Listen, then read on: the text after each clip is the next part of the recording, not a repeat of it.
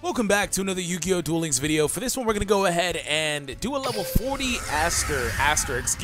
level 40 Jesse farm decks. Hope you all enjoy this. Subscribe if you're new for more content, and let's go ahead and jump into it. So, we're taking on Jesse. Jesse's actually a little bit different. He doesn't have a whole lot of threats, but where his power lies, and this is really ironic, but trust me, it's true, where the power lies is in numbers. Strength is in numbers for Jesse, meaning that he'll be able to swarm the field with Crystal Beast monsters. So, you may be wondering, how do you combat that? Let's go ahead and jump into a duel, and then we'll review the deck afterwards. So, this is a Dark Necrofear deck. We're going to go ahead and play the Doom Dog, and I will set Windstorm, and we're gonna go ahead and end the turn. So again, Dark Necrofear, it's pretty cool for what it is basically. Once you get one Dark Necrofear out though, you have nothing to worry about. He basically can't get over it in defense mode. You need to pop both of them out for your end game. For now, I'm gonna let Doom Dog get hit, and I don't mind that. Of course, it'll allow me to fish out a Dark Necrofear and add it into my hand. There we go. So we're going to go ahead and end the turn, and then you just basically have cards like Windstorm and Karibo. Karibo's cool because it is a Fiend monster, first and foremost, but it secondly is cool because it allows you to survive the turn. Of course, that can be subbed out for Sphere Karibo if you would like. And this is where things get kind of iffy because I'm behind the 8-ball here because I don't have a monster out, unfortunately. And if he activates other cards, like, not that one, but the other one that allows him to special summon one of the ones from his zone, then it gets a little bit, again, stickier. So I'm going to pop the Karibo here. Okay, I take nothing from that. I will let this go through. I don't mind that. This is where Flute of Summoning Karibo is really good. I should have set that last turn, but I was too busy narrating, so forgive me. But this card is really, really good, though. It allows you to fish out and add into your hand a Karibo. So we're going to go ahead and do this, and this is also good because deck thins. So we're going to pop it. Alright, special summon a monster? No. That would be cool if I ran Wing Karibo, but Wing Karibo's not so good in this because he's not a Fiend monster. Alright, so we're going to do that, and I will set this as well. And the reason why I took that direct hit is because it'll allow me to get the comeback victory bonus, and because he's going to try to go offensive here. I'm going to let this go through and let that get destroyed. I don't mind this. It'll also, again, thin out the deck, give me a Dark Necrofear, and then whenever he tries to attack into my other monster, I will let it go through and then Karibo it. So that way I get another monster in the graveyard, because you do need to pop out both of the Necrofears. And again, nothing to worry about. Not going to waste the Windstorm yet. I definitely need that, but just not now. Okay, there goes 3. And I'm going to pop her out into defense mode. And then we are good to go. So give me just 1 sec. Okay, so yeah, I had to reiterate that effect really quick. Okay, target one face a monster your opponent controls. Equip this card to that target while this card is equipped. Yeah, so you don't even use that. You just put Dark Necrofear out as a wall, basically. I wanted to make sure that I was brushed up on that passive, so forgive me. And again, this is where things get a little bit more kind of like, all right. Now, I'm just waiting on some of my other cards, like Dark Mimic, to come to the forefront so I can draw into them and set them down, because he will attack them because his Sapphire Pegasus is strong enough. And the endgame combo, of course, is Gravekeeper's Vassal into Union Attack and double Dark Necrofear. And he can't get over Dark Necrofear in defense mode. There goes a Doom Dog, so I'll just kind of set that. He'll attack into it. It's not that big of a deal. I can't fish anything else out. I guess it would be cool if I ran Lava Golem, maybe, but no. Oh, he doesn't actually attack into Doom Dog, apparently. Never mind. Let's make him attack into it. Let's make him attack into it. I don't mind. Your opponent's about to end. He really isn't going to attack into Doom Dog, huh? All right, cool. Thanks, Jesse. Because that's exactly what I need you to do. Apparently, if you pop out Necrofear too soon, he won't attack into it. Now, the thing is, if I pop Necrofear into attack mode, I don't want to do that because I'm worried about him trying to, attack into my Necrofear. Okay, there goes that. Now he might attack into my Doom Dog. That's what I want him to do, so we'll see if he does it. Discard a card, and if he doesn't do it, then it's fine. I have enough cards in the grave now. There he goes, finally. So I should be able to allow that to destroy Doom Dog so he can get off the field, and I'll take no damage. Finally, I got exactly what I wanted. Took a little bit of maneuvering. Okay, so I just needed him off of the field so I could pop out another Necrofear. All right, Curse of Anubis just there for stall. You don't need it at all anymore. There we go.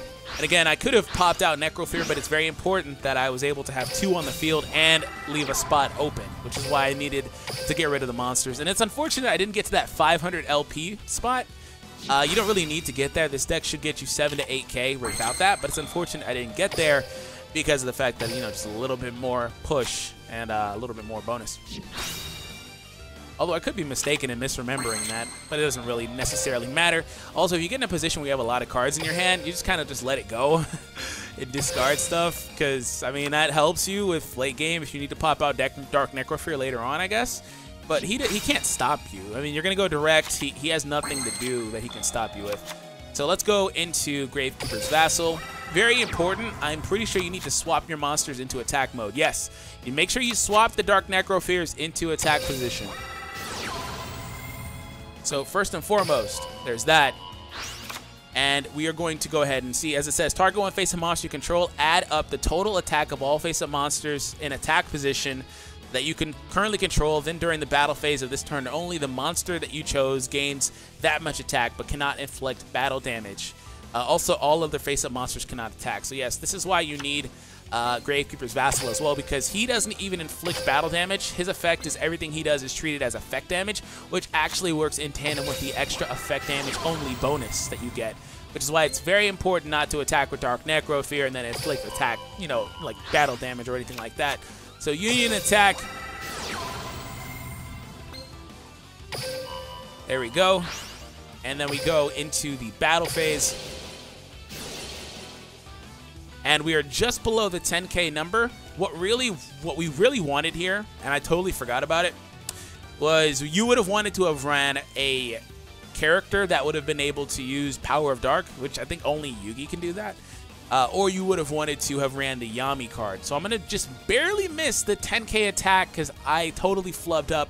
As you see, you can drop one of these cards that's in hand currently because they made it to the end of the duel and they're not 100% necessary, but you would want to add in the Yami spell card, so we'll do that live.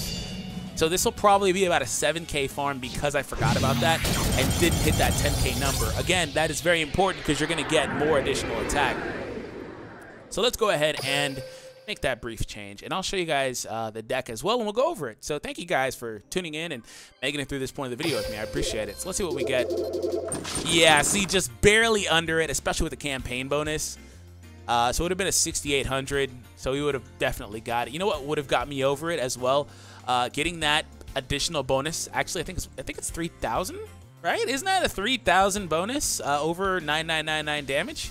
Let me go ahead and pull that up because I'm pretty sure that is over, excuse me, a 3,000 bonus. Damage, Duel Links, really quick. So, over 999, 999, that is a 3,000 bonus. So yeah, I would have got enough points basically. Well, it's gone now, but I'm pretty sure I would have got enough. Even if I didn't, you know, little things like adding more glossy or prismatic cards would have helped as well.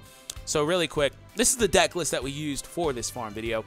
If it decides that it wants to load, there it is. Okay, so these can be swapped out for Sphere Karibos, but this card is a little bit better in the way that I used it because it allows you to activate this card's effect later on than Sphere Karibo technically would. So I would prefer to use this one in a lot of cases because it allows for your monster to still be destroyed, i.e., you know, my Dark Mimic or whatever he tried to attack at that moment, but it allows for them to be destroyed while you take no battle damage. So really good. While Sphere Karibo just outright switches their position, so the attack just completely ends. Not to say Sphere Karibo isn't better, but just in terms of the way that this deck would have used it, it wouldn't have been as good. End game combo, you do need to make sure that you have these. Those are all necessary. And Secret Pass of the Treasures. All of those are necessary. This card is a Tekken option that I had. It's just good for deck thinning and making sure you get that Karibo if you would like it. Otherwise, these cards, Wall of Disruption, Curse of Anubis, Windstorm, those are all in here, again, just to help out in terms of late game. But I'm going to drop Wall of Disruption for the Yami card. Now, Wall of Disruption was a last-second add-in, and I didn't even consider personally that, if you go ahead and add in Wall of Disruption, it's possible you inflict battle damage depending on who he's attacking and who he's attacking with. So you don't want that, but you do want this. Increase the attack of all attack and defense of all Fiend and Spellcaster types by 200. So that would have been really, really good for you. So we're going to go ahead and add that in, and that should be all that we need. And of course, if you do have any other prismatic copies of these cards or glossies or whatever, feel free to incorporate those into your deck as well to get a little bit more points. So anyways, thank you for tuning in. Hope you all enjoyed this. Subscribe if you are new. Let me know your thoughts in the comments down below, and I'll catch you all in the next one, guys. Have an awesome day, and take it easy.